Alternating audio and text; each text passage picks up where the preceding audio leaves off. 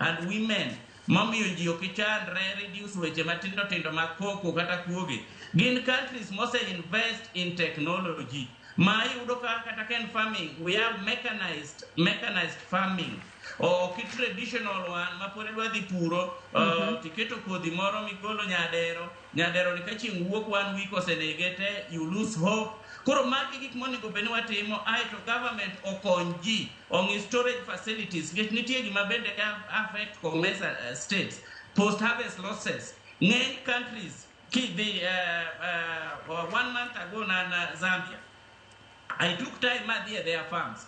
Kineno kaka gitimo sani government or invest on storage facilities. Tieni golo gik moko titero facilities go koro mondo okagi kethre kata ken rech.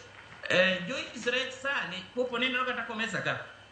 Rech kende kuponi neno maji sani timo caging ni. Ka wanyalo yudo ni obedo improved. En gima nyalo konyo COMESA states. Mokni rech wachako gole pinje maoko.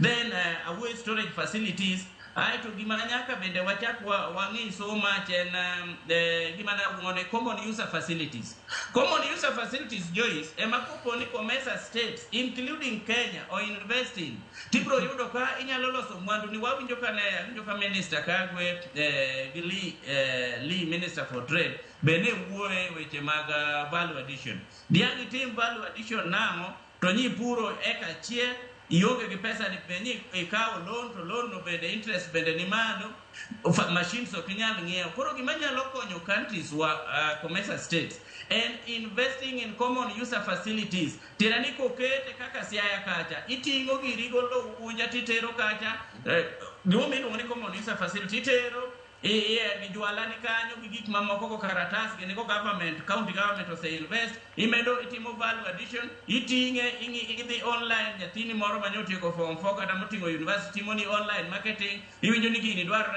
lower Uganda kata lower Eastern kata mana Southern Sudan kata idware mana Somalia tikao itero ken makami ni puro yiendi tiloso makama ber tisetimo value addition week timo grading inyalo gole titere te use Mogadishu, and you get a lot of money. So, common user facilities nyaka COMESA or design a mechanism. Magidwa keto goni to ere kakinyalo te mondo mi countries wa obed competitive. Gima podwa lack Joyce and competitiveness in our countries. Competitiveness is very low. Then on non-tariff barriers, onego wa strengthen trade monitoring system. Trade monitoring system is very, very key. Magi gik monego bende wangiye borders wa wanyalo train kata mana SMEs.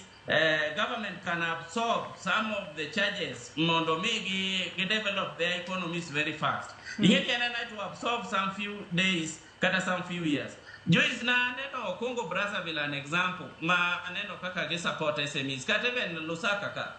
Iyudo ka SMEs o register business ka wuono to in Kenya I register go ka wuono to kawuono is today is October by November idwaro kuomini sechako chulo usuru kendo yudo ka county government rogi ka national government rogi ka idwaro ngi pin kiamo itimori nade then yudo ka koro SMEs wa they don't see their fourth birthday kata third birthday gito bang ndalo machuo onego beni wa so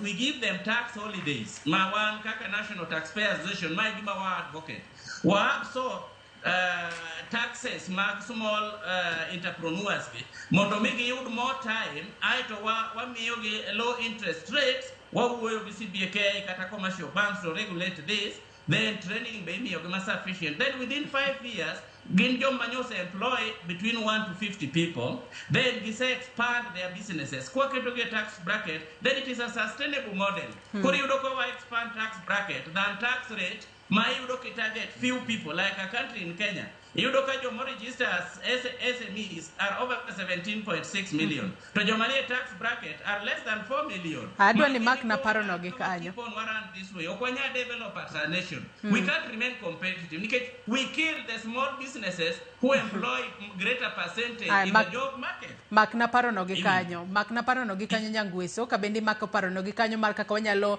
improve competitiveness ahinya nyato e kinda pinje 21 manitiere riwruok mar COMESA ngisa ni wakaw yo madundo gi sani nyakora mugia jwang waduogo wadhi mbele kikidhi mabor.